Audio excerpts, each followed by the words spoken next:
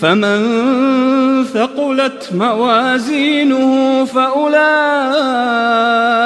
هم المفلحون ومن خفت موازينه فأولئك الذين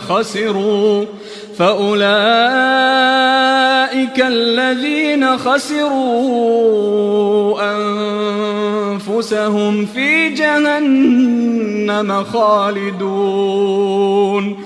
تلفح وجوههم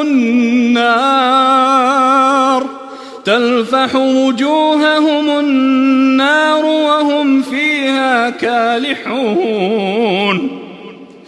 ألم تكن آياتي تتلى عليكم فكنتم بها تكذبون قالوا ربنا غلبت علينا شقوتنا وكنا قوما ضالين.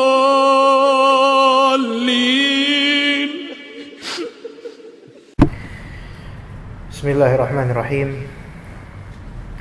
Alhamdulillahi rabbil alamin wa bihi nasta'in ala umuri dunya waddin. Wassalatu wassalamu ala asyrafil anbiya'i wal mursalin wa ala alihi wa sahbihi ajma'in. Allahumma 'allimna ma jahilna wanfa'na bima 'allamtana wa zidna bi karamatika 'ilman nafi'a ya rabbal alamin. Antum makan di sini Mas. Di sini aja.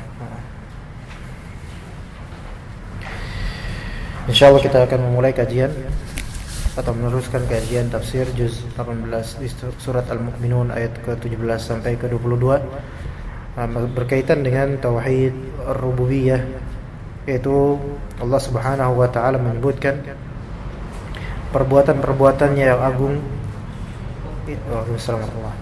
yang maha bijaksana dengan menciptakan beberapa hal dan mengatur banyak sekali hal, dan betapa maha kuasanya Allah Subhanahu wa taala atas seluruh makhluknya. Kita mulai ayat 17 sampai 22 pada kajian kali ini insyaallah, dan kita memohon kepada Allah Subhanahu wa taala taufiknya. Semoga apa yang dituturkan dari ayat-ayat Allah dan juga tafsir serta penjelasannya bisa meresap di qalbu kita dari surat yang mulia ini. Allah taala berfirman, وَلَقَدْ خَلَقْنَا فَوْقَكُمْ سَبْعَ طَرَائِقَ وَمَا كُنَّا عَنِ الْخَلْقِ غَافِلِينَ. وَلَقَدْ خَلَقْنَا, dan sesungguhnya, khalaqna, kami telah menciptakan, fauqakum, di atas kalian semua wahai manusia, sab'a tara'iq, 7 tara'iq, ya, 7 buah langit. Saya tara'iq itu artinya jalan. Waalaikumsalam. 7 buah jalan, ya, yang sama dengan 7 buah langit, ya. 7 buah jalan yang maksudnya 7 buah langit. Dalam tafsirnya kalau kita lihat, walaqad khalaqna fawqakum ayyuhan nas sab'a samawatin, ya, ba'daha fawqa ba'd. Kami telah menciptakan di atas kalian wahai manusia 7 langit. Ya, 7 langit ini sebagiannya di atas sebagian. Ya. Maka kata para ulama dikatakan as-samawat ini disebut tara'iq, jalan-jalan. Ya. Dikatakan oleh mereka ada sebabnya. Kenapa kok samawat, yaitu langit-langit, disebut tara'iq, jalan-jalan? Di antaranya yang dikatakan oleh sebagian ulama, samawat, langit-langit disebut tara'iq, jalan-jalan, karena li'annaha tara'iqul malaikah, karena langit-langit adalah jalan-jalannya para malaikat. Ya. Itu dikatakan oleh para ulama, sebagian ulama. Wallahu a'lam. Ya, jadi kalau misalnya kita melihat ke ayat ini, sab'a tara'iq ini 7 jalan. Maksudnya apa jalan ini? Yaitu 7 samawat, 7 langit. Kenapa samawat, langit-langit disebut tara'iq, jalan? Karena samawat ini tara'iqnya malaikah, jalan-jalannya para malaikat. Dan memang para malaikat juga ada yang bertugas di langit, ya, dan seterusnya. Wa ma kunna 'anil khalqi ghafilin. Wa ma kunna 'anil khalqi ghafilin. Dan tidaklah kami lengah terhadap ciptaan kami. Dalam tafsirnya dikatakan wa ma kunna bighafilina an khalqina wala nasina iyyah. Namun ya, jadi kami telah menciptakan 7 langit tuh di atas kalian. Di antara kami dengan kalian wahai manusia ada 7 langit. Dan antar langit perjalanannya ratusan tahun. Tetapi walaupun begitu kenyataannya, kami tidak lalai akan makhluk kami. Kami tidak lalai akan perbuatan kalian. Kami tidak lalai akan maslahat yang kalian dapat. Dan kami selain tidak lalai, tidak lupa tentangnya. Jadi perhatikan kalimat, namun walaupun kami itu di atas 7 langit dan kalian di bawah 7 langit, kami tidak akan lalai terhadap kalian, dan kami juga tidak akan lupa tentang apa yang kami berikan. Maksudnya, ya kata para ulama, kami tidak lalai akan makhluk kami, yaitu fil qiyami bimasalihihi wa hifdhihi.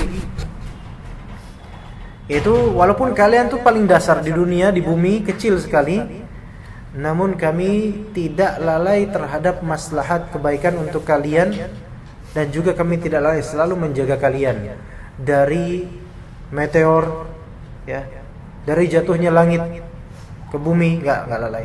Kami jaga kalian. Dan kami tidak lupa terhadap segala yang telah kami berikan kepada kalian dari kenikmatan demi kenikmatan. Itu maksud wa ma kunna 'anil khalqi ghafilin. Ya. Baik, itu ayat ke-17. Kemudian Allah Ta'ala berfirman ayat 18, wa anzalna minas samai ma'an biqadar. Itu dulu, wa anzalna minas samai ma'an biqadar.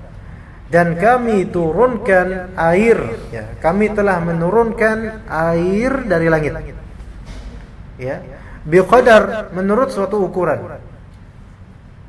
Jadi Allah takar itu, yang turunnya berapa banyaknya, berapa banyak, ya, itu Allah takar semuanya untuk belahan bumi. Kalau kita lihat tafsirnya untuk potongan ayat ini, wa anzalna minas samai, waalaikumsalam, ma'al matari bimiqdaril hajati la kathiran fayufsid wala qalilan fala yakfi. Artinya, dan kami turunkan dari langit air hujan sesuai dengan kadar kebutuhan, ya, tidak terlalu banyak hingga bisa saja merusak kalian, bikin banjir di mana-mana, tapi tidak terlalu sedikit sehingga bisa tidak cukup. Nah, di sini perlu keimanan teman-teman sekalian, perlu keimanan terhadap apa yang Allah Ta'ala takdirkan dari turunnya air dari langit. Jika Allah turunkan banyak, alhamdulillah, itulah sesuai dengan apa yang kita butuhkan pastinya. Kalau Allah turunkan berlebih sampai berlimpah ruah, itu pun sesuai dengan kebijaksanaan Allah Subhanahu wa Ta'ala. Kadang kita lihat di belahan di Indonesia banyak ya, banjir di Indonesia, di Jakarta, bahkan di kampung-kampung, di desa-desa bisa banjir. Kenapa bisa seperti itu? Ya, sehingga menjadi musibah bagi banyak orang, kehilangan rumah tempat tinggal, kehilangan banyak harta atau barang berharga. Dan setelah banjir juga harus repot untuk menguras lagi dan seterusnya. Baik. Itu apakah itu berarti Allah tidak bijak? Bukan, Allah Ta'ala Maha bijak. Kenapa Allah berikan musibah seperti itu? Ketahuilah, apa yang terjadi dari musibah itu disebabkan kalian. Karena tingkah ulah manusia. Ya. Jadi Allah Subhanahu wa Ta'ala menciptakan air dan menurunkannya dengan kadar. Dan kadar tersebut sesuai dengan kebutuhan kita. Kadang berlebih sehingga menyebabkan apa? Menyebabkan kesulitan di mana-mana. Dan kadang malah berkurang banget. Bahkan enggak ada hujan sama sekali sehingga kita langsung introspeksi diri. Langsung adanya salat namanya istisqa. Ya, ada salat namanya istisqa, yaitu salat meminta hujan dari Allah Subhanahu wa Ta'ala. Ya, itu pernah dilakukan oleh orang-orang kaum muslimin di Jakarta dan sekitarnya pernah. salat istisqa. Tapi ini nikmat dari Allah hujan ini. Ketika yang terjadi turunnya hujan justru malah menimpa musibah, menjadikan musibah, maka kita harus cepat-cepat introspeksi, Pak. Ya, teman-teman sekalian. Dan itu bukan hanya masalah hujan aja. Masalah kita dalam dunia yang kita real sekarang, masalah politik misalnya, masalah pemerintahan, masalah kepemimpinan. Kalau kita mendapatkan pemimpin kita zalim, maka itu bukan berarti Allah Subhanahu wa taala ya melaknat atau gimana. Itu juga hukuman, tetapi musibah itu musibah, bukan itu musibah, tapi musibah tersebut disebabkan oleh rakyatnya juga. Karena pemimpin pasti cerminan dari rakyatnya. Dan pasti pemimpin rakyat itu berasal dari rakyatnya. Dan apa yang dilakukan pemimpin dari kemaksiatan, kezaliman, itu menunjukkan rakyatnya pun melakukan hal seperti itu. Ya. Musibah kepemimpinan yang zalim, musibah banjir yang berlebih, itu semua disebabkan kita semua. Ya, sehingga kita harus daripada kita mencela tanpa habisnya, ya, sampai kemudian melakukan demonstrasi besar-besaran, kemudian revolusi, ya, reformasi dan seterusnya. Coba kita introspeksi diri kita dan lingkungan kita. Karena jelas kalau misalnya pemimpinnya berbuat syirik, maka itu menunjukkan di tanah kita ini banyak perbuatan syirik. Kalau pemimpinnya itu adalah kafir, maka menunjukkan banyak di tanah yang diareakan dia itu juga banyak yang berbuat kufur. Kalau pemimpinnya zalim, korupsi, maka itu menunjukkan rakyatnya itu. Nah, sekarang Allah Subhanahu wa taala kita yakini segala yang Allah takdirkan itu sesuai dengan kebijaksanaan Allah Subhanahu wa taala. Tidak mungkin Allah taala berbuat zalim. Misalnya semua rakyat itu adil, bagus, enggak ada yang korupsi, enggak ada yang kufur, enggak ada yang syirik. Bagus semua, pemimpinnya tiba-tiba syirik. Enggak mungkin. Ya, enggak mungkin. Melainkan sebaliknya. Ya, kenapa kok bisa memikir kayak gitu? Karena rakyatnya. Nah, dan kita manhaj Ahlussunnah wal Jamaah dalam menghadapi pemimpin yang zalim itu tidak serta-merta langsung bercita-cita menggulingkan pemerintahan, melainkan apa? Islahun nafs terlebih dahulu. Kita introspeksi diri, kemudian benerin diri sendiri dan dua lingkungan, baik lingkungan rumah kita tempat tinggal, lingkungan ke tempat kerja kita, ataupun lingkungan kampung kita. Ya, harus kita berikan ya dakwah ya yang baik. Waalaikumsalam warahmatullahi wabarakatuh. Itu dinyalain lampunya. Bisa dinyalain lampunya. Dan kasih. Tolong kasih. Baik. Wa anzalna minas sama'i ma'an biqadar. Yaitu dengan kadarnya. Walaupun kalau misalnya terlalu berlebihan turunnya, ya, itu pernah terjadi zaman Rasul sallallahu alaihi wasallam. Ya. Suatu ketika, ya, Nabi sallallahu alaihi wasallam sedang khutbah Jumat. Kemudian ada seorang sahabat yang datang kemudian ke mimbar kemudian bilang, "Ya Rasulullah, tolong doakan minta sama Allah Azza wa Jalla." Itu pas lagi khutbah Jumat. Minta sama Allah Azza wa Jalla agar menurunkan rizkinya, yaitu air. Karena udah lama kita enggak keturunan air, yang membuat banyak jalan terputus, lahan gersang, orang-orang kesulitan dalam mencari nafkah dan seterusnya. Binatang-binatang mati bergentayangan atau matilah gitu ya. Maka kemudian Rasulullah pun mendoakan kepada Allah, minta sama Allah. Akhirnya hujan tuh. Jumat itu juga langsung hujan. Dan hujan selama seminggu. Seminggu full hujan itu. Ya, kemudian ada khutbah Jumat lagi, Jumatan lagi. Jumatan pas hujan lagi, dan itu hujan seminggu. Namanya seminggu hujan gimana, Pak? Antum sehari hujan aja udah repot gitu kan di sini. Ini udah langsung banjir nih kalau sehari full hujan. Bukan gerimis, hujan beneran. Nah, kemudian terjadi kan musibah di sana sini di kota Madinah itu, ya. Sehingga banyak binatang yang malah kelelep. Terus habis itu jalanan susah karena banyak banjir. Ya, maka di masjid pas lagi khutbah Jumat, datang lagi tuh orang. Ya Rasulullah, ngeluh lagi. Ya Rasulullah, tolong doakan sama Allah Ta'ala, minta sama Allah, ya Allah agar hentikan hujan ini. Banyak jalanan jadi terputus lagi. Terputus waktu dulu kekeringan, sekarang terputus karena kebanyakan air. Ya, binatang-binatang jadi kelelep ya Rasul, dan seterusnya dari keluhan-keluhan. Maka Rasulullah pun meminta kepada Allah, Allahumma hawalaina wala alaina. Ya Allah, curahkan hujan ke sekitar kami dan tidak ke atas kami lagi. Maka kemudian Allah Subhanahu wa taala mencurahkan hujan tersebut ke lembah-lembah dan tempat-tempat yang yang lebih bermanfaat untuk dicurahkan hujan. Itu terjadi di zaman Rasulullah SAW. Sekarang sunnah semacam ini, kita melafalkan Allahumma shayyiban nafi'a ketika hujan aja banyak yang dihafal mungkin. Nah, saya pengen antum hafal. Ketika turun hujan, walaupun misalnya gerimis yang cukup agak lumayan lah, basah lah orang kok kena. Itu coba tuturkan Allahumma shayyiban nafi'a. Artinya ya Allah, curahkanlah shayyiban, hujan yang bermanfaat. Anda berharap kalau misalnya ada di antara antum yang berinisiatif, ada ini WhatsApp grup kantor enggak? Ada. Ya kalau bisa, nah harap bagi yang mungkin udah ngaji tahu, tolong sebarkan doa ketika turun hujan, ya. Dan kemudian juga ada sunnah Rasulullah SAW, doa ketika hujannya itu terlalu deras atau doa berpotensi menghancurkan atau berpotensi banjir lah, merugikanlah potensinya. Maka doanya juga ada Allahumma hawalaina wala alaina. Ada itu doanya. Cari di internet, kopas, sebar ke grup, antum dapat pahala insyaallah. Siapa yang mau silakan. Siapa yang mau? Yang mau menjalankan amalan ini, Anda minta. Siapa yang mau? Dari ikhwan sekalian. Ayo, cari di internet doa turun hujan. Karena Anda yakin enggak semua dari anggota grup itu hafal? Hafal semuanya? Antum hafal enggak? Antum aja enggak hafal tuh. Harus hafal. Emang ini sunnah Nabi, tapi ayo, kita kan mau ke surga kan, masa sunnah Nabi nggak mau dihafalin? Allahumma shayyiban nafi'a, gampang. Siapa yang mau menyebarkan itu, nyari di internet terus kopas gini. Siapa yang berani? Ayo. Ini pahalanya insyaallah ya. Jangan sampai aneh nunjuk nanti keberatan lagi. Siapa yang mau nyebarin ke grup? Fadhil. Ikhwan sekalian, yuk, ikhwan atau akhwat? Atau Anda tunjuk? Siapa yang nama di sini diawali dengan huruf A, siapa? Diawali dengan huruf A? Hah? Alfian, Pak Alfian. Antum ya? Ada handphone? Bukan handphone Nokia 3310 kan? Anda minta antum cari di internet doa, bukan doa minta hujan, doa turun hujan.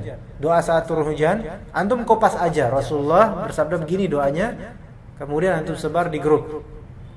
Ya, enggak apa-apa dicuekin, enggak apa-apa. Yang penting ini amanat, Anda minta sama antum supaya nyebarin ke teman-teman. Kalau ada yang ngamalin itu pahalanya balik ke antum. Ya. Siap insyaallah ya. Tapi jangan sekarang, nanti kalau udah selesai kajian aja ya. Baik, kemudian diteruskan di sini fa'askannahu fil ard. Fa'askannahu fil ard. Dan kami jadikan air itu menetap di bumi. Dari langit air itu menetap di bumi, ya.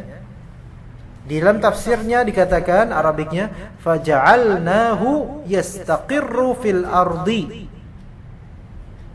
yantafi'u bihi an-nasu wad-dawab.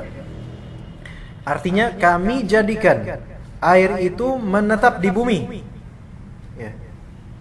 Ya. Jadi tetap airnya ada di bumi. Ya.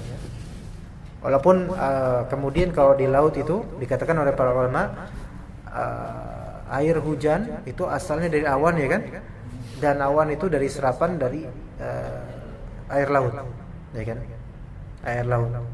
Jadi prosesnya seperti itu, air laut menguap kemudian sampai angkasa awan, kemudian nanti Allah sebarkan awan-awan itu ke berbagai penjuru, ya kan, masya Allah.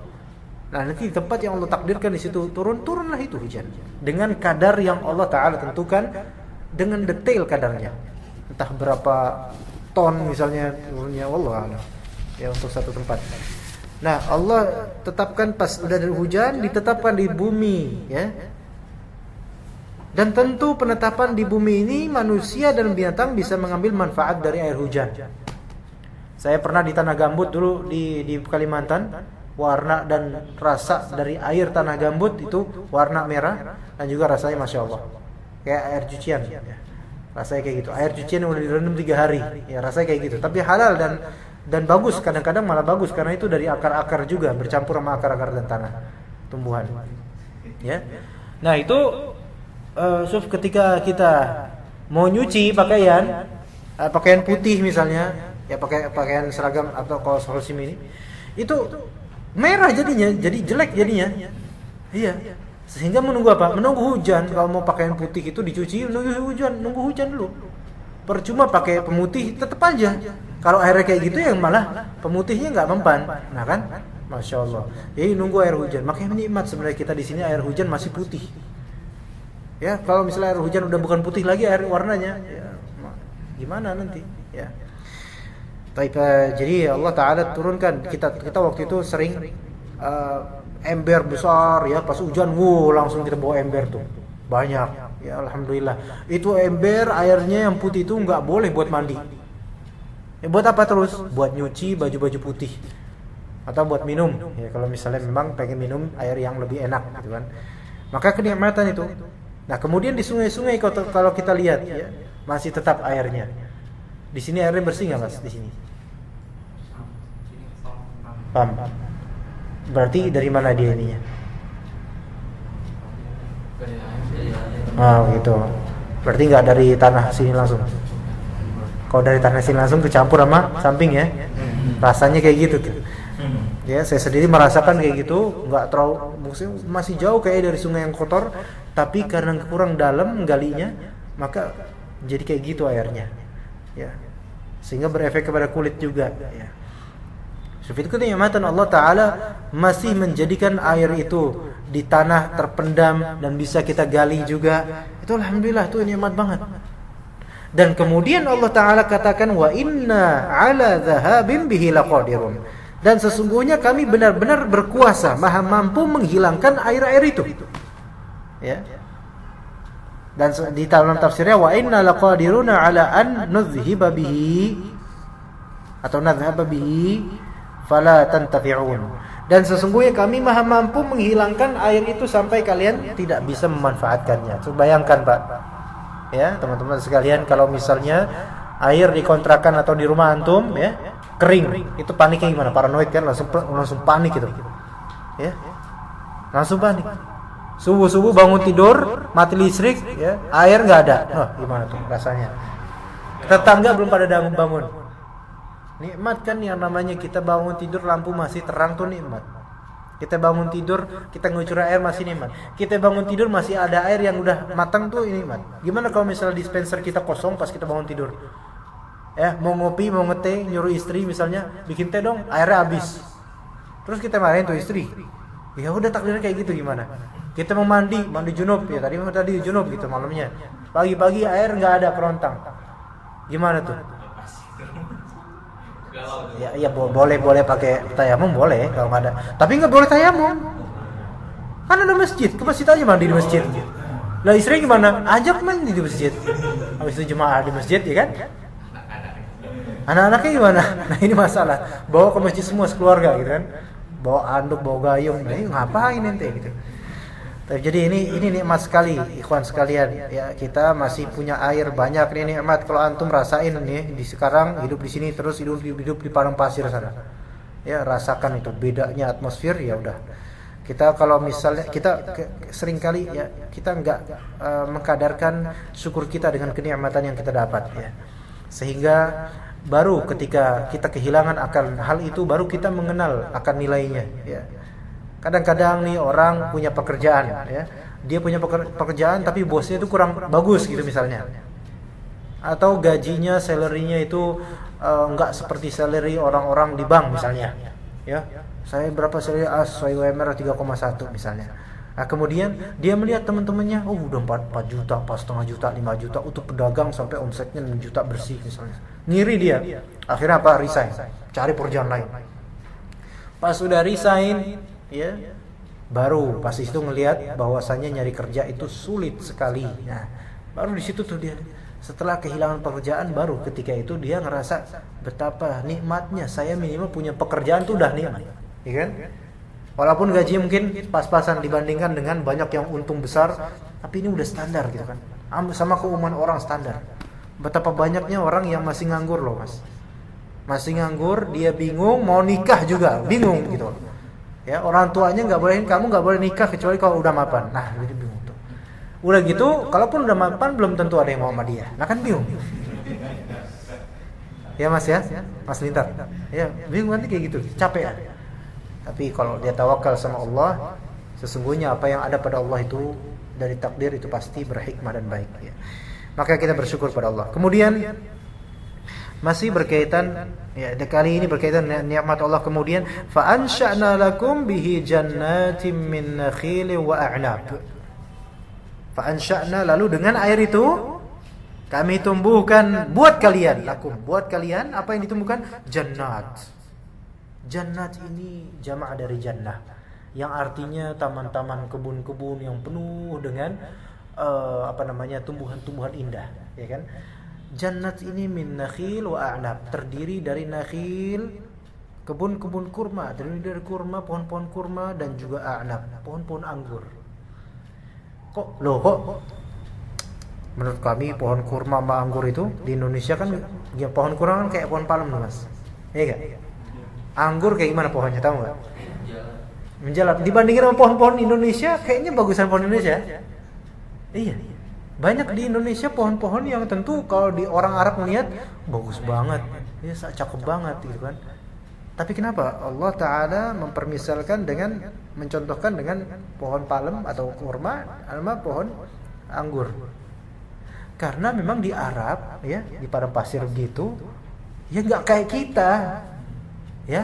Seandainya orang yang dari dulu di Badui di Arab terus gitu kan, ya ke sini melihat Jawa lah, contoh Jawa aja, ngelihat ke sawah aja, masya Allah beda, ya. Ternyata indah sekali Indonesia ini. Ya, Indonesia ini subhanallah indah banget ya. Arab itu, Mas, ya, Amerika dan seterusnya ngerebutin Arab karena apa, Mas? Minyak di dalam tanah apa di atas? Bawah tanah? Bawah tanah. Apa di atas tanah? Di bawah tanah. Emang kita punya minyak gak? Banyak kan? Ya maksudnya, tapi ada kan, kita bisa menghasilkan kan? Sebenarnya kita bisa menghasilkan independen, insya Allah bisa ya. Kalau misal kita mau mengeksplor dan tenaga kerja Indonesia ini lebih ditekankan lagi sebenarnya ya, nggak usah orang-orang luar yang bercampur.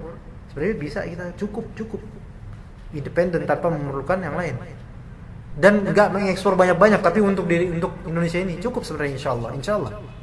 Asal kita minta sama Allah, gitu kan, tawakal sama Allah. Itu Indonesia bawah tanah ada minyak, ya kan? Dan atas tanah ada nggak minyak Indonesia? Ada sawit, banyak sawit, masya Allah. Jawa, Kalimantan, Sumatera. Loh, berarti mana yang lebih kaya, Arab apa kita sebenarnya?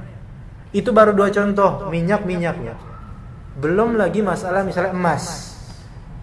Indonesia ini kalau nggak salah urutan kelima yang produksi emas terbanyak dan emas terbagus di Papua, bukan? Emas terbagus di Papua kata banyak orang. Karena banyak pakarnya, pakar ekonomi dan pakar emas. Sebenarnya kalau misalnya ini Indonesia, masya Allah, ya kita harus bersyukur, ya. Dan juga surgawi Indonesia itu dengan pohon-pohon, masya Allah. Ini wa ansha'na lakum bi jannatin min nakhil wa a'nab, bukan hanya pohon kurma, dan pohon kurma kita enggak produksi ya, susah. Kemudian a'nab banyak insyaallah. Teh banyak di daerah Jawa Barat, banyak sekali. Apapun pohon-pohon tuh banyak di kita, alhamdulillah. Ya. Kalau dilihat di tafsirnya, fa ansha'na lakum bidzalikal ma' basatin minan nakhil wal a'nab. Kami tumbuhkan untuk kalian dengan air itu kebun-kebun yang terdiri dari kurma dan anggur. Itu di tanah Arab hanya itu sebatas kurma dan anggur itu, karena dua buah ini, buah kurma dan buah anggur itu buah yang paling dikonsumsikan oleh orang-orang Arab. Iya. Buah andalan orang Arab apa? Kurma. Coba buah andalan kita apa? Banyak banget, masya Allah. Kurma yang nggak ada. Kalaupun ada, kadang-kadang kurma-kurmaan atau gimana gitu kan. Kurma macam-macam lah. Apakah anggur saja? Buah banyak, apel, pisang dan seterusnya. Pisang pun banyak macamnya. Ada pisang Ambon, pisang ini, pisang itu, pisang dan seterusnya. Ya. Dengan berbagai macam. Ya. Pepaya misalnya. Di Arab cari pepaya susah, Mas. Pepaya itu makanan apa? Makanan orang-orang kaya di Arab. Ya. Saya punya dosen orang Mesir. Orang Mesir dari Al-Azhar, ya tahu Al-Azhar kan? Universitas. Dosen dari Mesir, maksudnya di Indonesia, ditempatkan di Indonesia untuk ngajarin kita waktu kita di Libya. Sekarang masih ada insyaallah, hafizahullah. Beliau ini galak dosennya, maksudnya galak, tegas, dan enggak neko-neko. Sekali merah itu nilai. Dan enggak nepotisme, enggak melihat kepada. Ada santri atau mahasiswa yang menjadi tukang pijatnya beliau. Jadi beliau itu kan suka dipijat. Dia tukang pijit. Dipijit terus sering kalau mesen pijit. Dipijit di kos-kosannya, di kontrakannya dosen itu. Ya, dipijit ya. Itu rutin dipijit.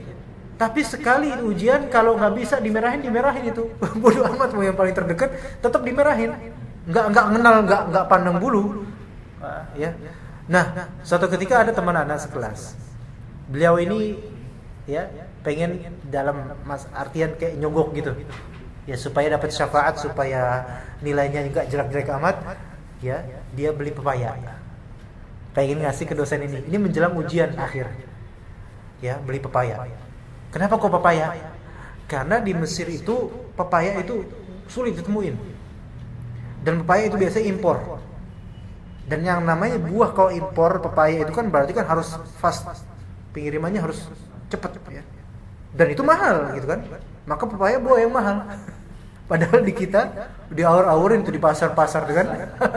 Kok kita lihat diawur-awurin gitu kan. Mahal. Nah, datang assalamualaikum. Waalaikumsalam. Bukan. Syekh Ustaz, ini ada pepaya dari anak. Lah katanya. Enggak nerima hadiah. Ditutup lagi. Kenapa? Karena ini kalau nerima berarti kan kayak nyogok kan. Enggak nerima, enggak mau. Walaupun dia pengen itu pepaya itu. Tetap enggak mau. Pepaya tuh Mas, yang di sini tuh dia diaur-aurin di mana-mana. Ya. Antum lihat pepaya juga udah malas kayaknya. Udah mainstream lah, udah biasa gitu kan.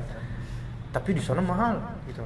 Coba disitu lihat. Ini berarti sebenarnya kita bisa lebih afdol dari segi tanah, dari segi apa? Kita tanah yang macam-macam dan seterusnya, ya. Maka kita harus lebih bersyukur ini. Ini konteksnya kan ini untuk orang Arab tadinya ketika itu. Nah, sekarang orang Indonesia lebih banyak lagi kenikmatannya. Harusnya kita lebih bersyukur dan lebih memanfaatkan apa yang ada di kita. Maka kata Allah, ya, lakum fiha fawakihu katsirah wa minha ta'kulun. Di dalam kebun-kebun itu kamu dapat peroleh buah-buahan yang banyak dan sebahagian dari buah-buahan itu kamu makan, ya.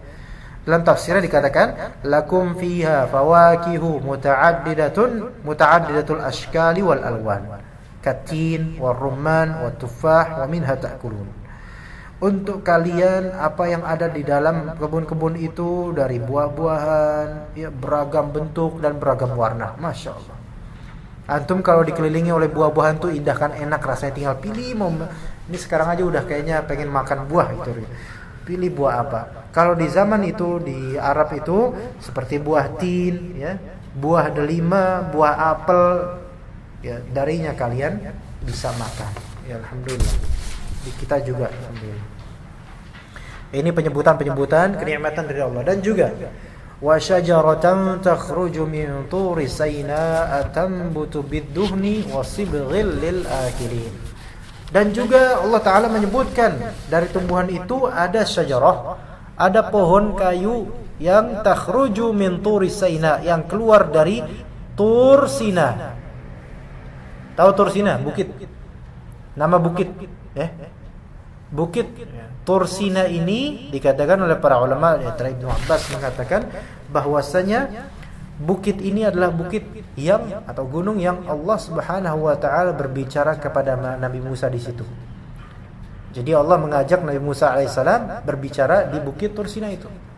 Ya, kita nyebutnya bukit Tur Sina padahal cukup Tur Sina, nama aslinya Sina saja atau Saina. Tur itu artinya bukit atau gunung. Iya. Jadi kalau misalnya kita bilang bukit Tur Sina itu berarti double. Ya, bukit-bukit Tur Sina, bukit-bukit Sina, ya. Tapi ala kulli hal, ya mau gimana lagi ya, udah kebiasaan jadi sulit ya. Tur Saina. Di manakah Tur Saina itu? Di manakah bukit Saina itu? Kata para ulama, dia berada di tanah Syam. Ya. Di tanah Syam.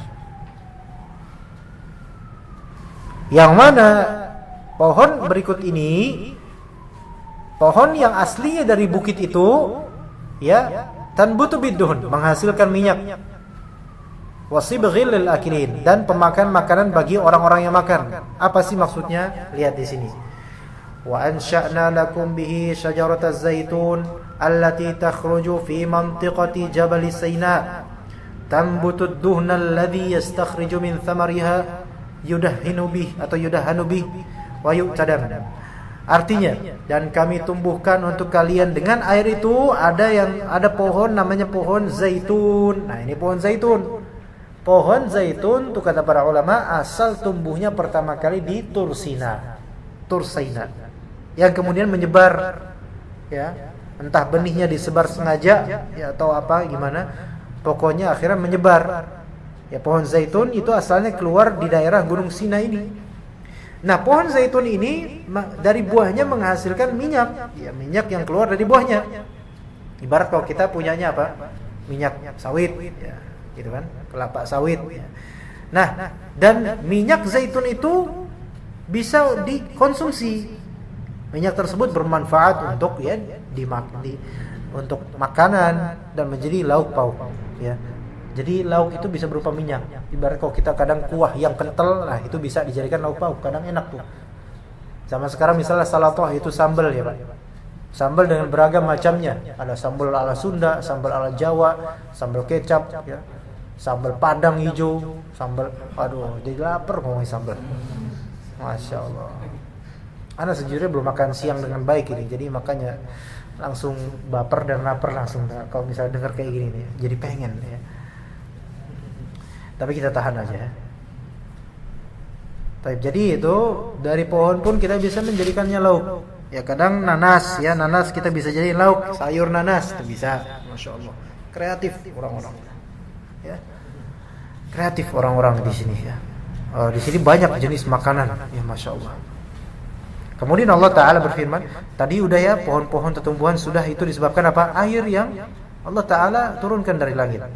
Kemudian Allah Ta'ala berfirman, wa inna lakum fil an'ami la'ibrah. Nah, dan sesungguhnya pada binatang-binatang ternak ada pelajaran.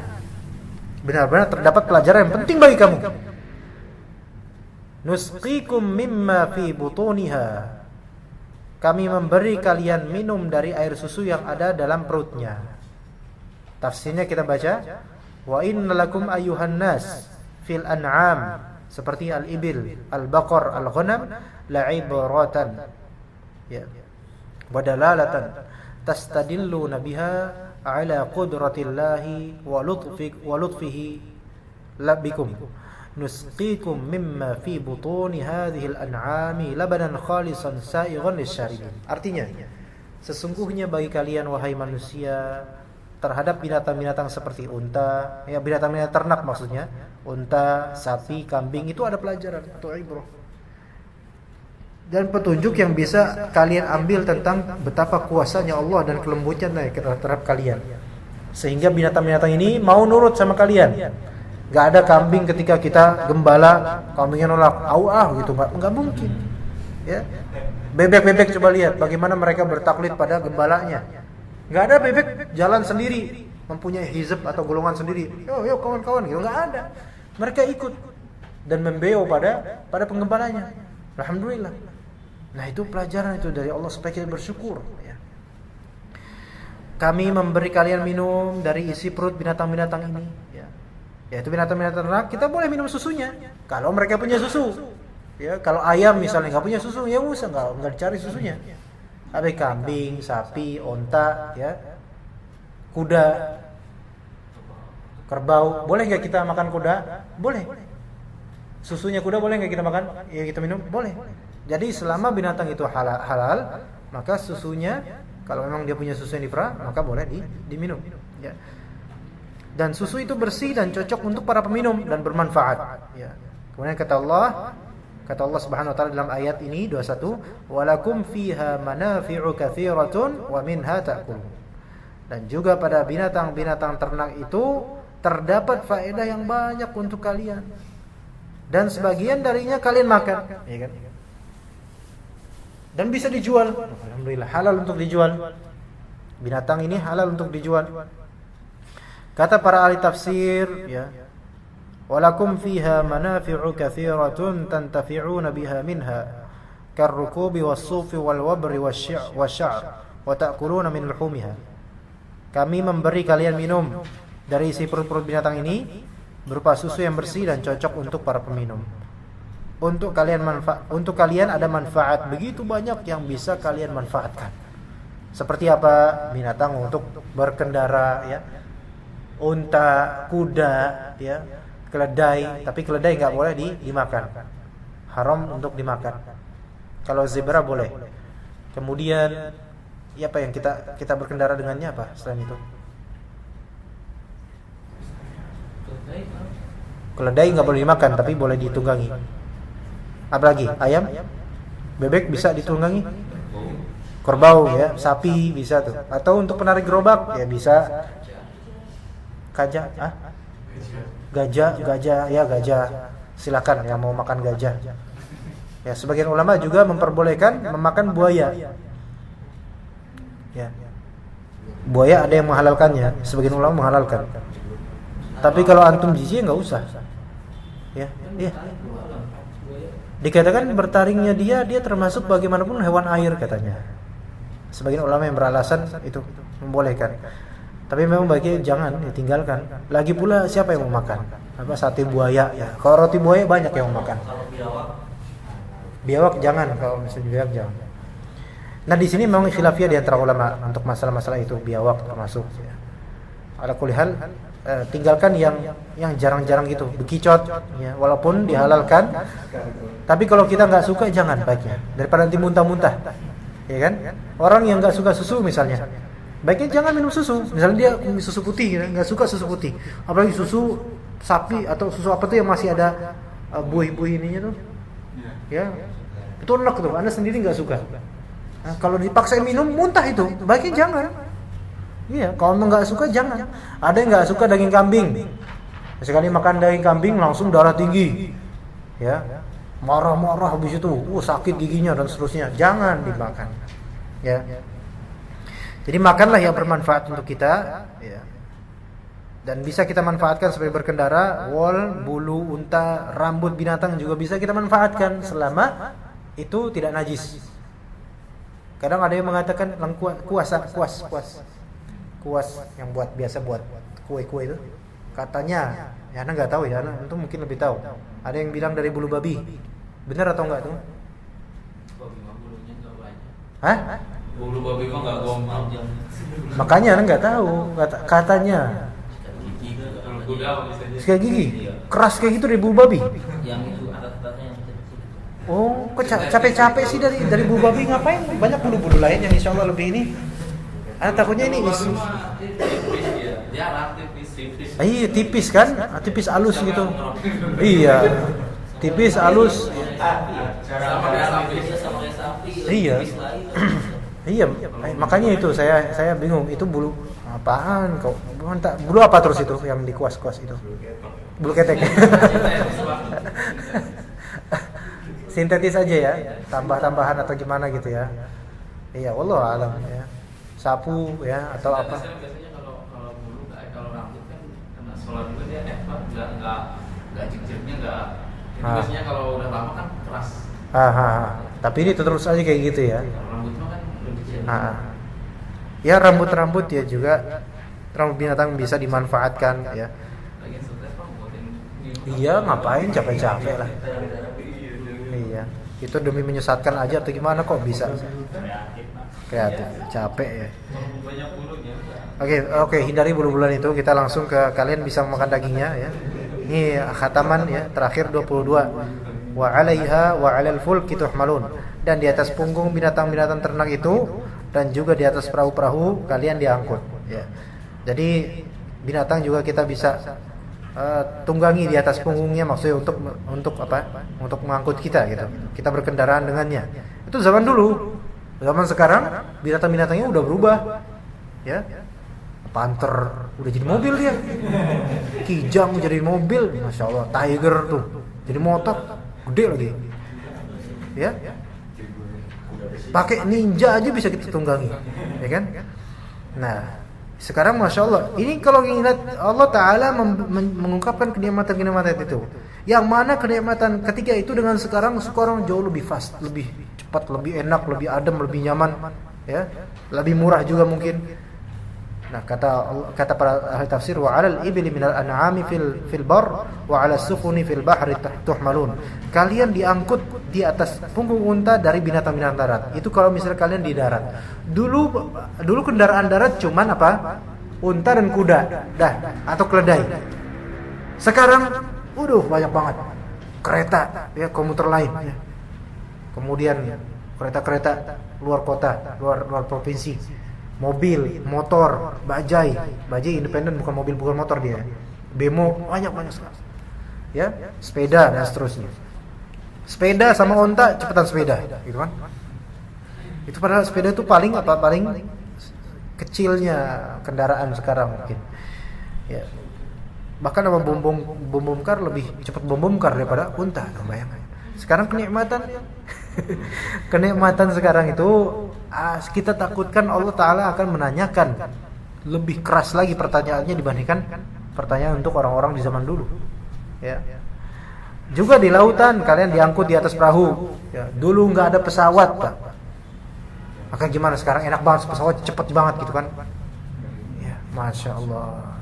Kita takut nih nanti semua ini akan ditanyakan setiap kenikmatan kita. Ya, tsumma tus'aluna yauma idzin 'anil na'im. Semua kemudian kalian kelak akan ditanya suatu hari nanti tentang kenikmatan. Nauzubillah, kalau misalnya kita jawabannya enggak bagus, maka nanti menjadi keburukan buat kita. Baik, ana sebelum ini ana mau ke tempat maghriban di tempat, jadi ana cukup sampai sekarang aja ya. Ya, cukup sekarang ya, insyaallah ya. Jazakumullah khairan. Dan kalau lihat sarung-sarungnya kayaknya udah agak kumuh ya, Mas. Ana baru cuci aja kayak gitu. Kayaknya mau ana sumbangin sarung buat sini insyaallah ya. Ana sumbangin yang baru. Itu buat perempuan doang atau buat manusia semuanya? Hah? Siapapun ya? Hah? Kalau sarung buat laki-laki. Tapi perempuan bisa aja pakai kan? bisa menggunakannya kan set ya. Oh, ya daripada nyampur-nyampur ya. Ya udah ini buat sini aja, nih tak kasih baru ya, insyaallah. Nolong bermanfaat. Ya, itu tolong bungkusnya bisa diambil aja. Sarungnya buat di sini ya. Yang mau ambil bungkusnya silakan. Tapi sekian aja dari ana izin pamit mau pulang. Insyaallah pada pekan depan jadi insyaallah. Ya, pekan depan insyaallah kita akan belajar fikih. Yang kemarin sempat nggak bisa karena anak kecapean ya. Pekan kemarin karena hujan. Itu Rabu itu siang itu anak kehujanan dan letih gitu, takutnya nggak fokus ya, nggak konsen ke sini, takutnya akan terjadi sesuatu yang nggak diinginkan ya. Jadi ya pamit, insyaallah pekan depan kita lanjutkan dengan kajian fikih dasar insyaallah berkaitan dengan benda-benda najis insyaallah taala. Kita tutup dengan doa kafaratul majlis. Subhanakallahumma bihamdika asyhadu an la ilaha illa anta astaghfiruka wa atubu ilaik. Wassalamualaikum warahmatullahi wabarakatuh.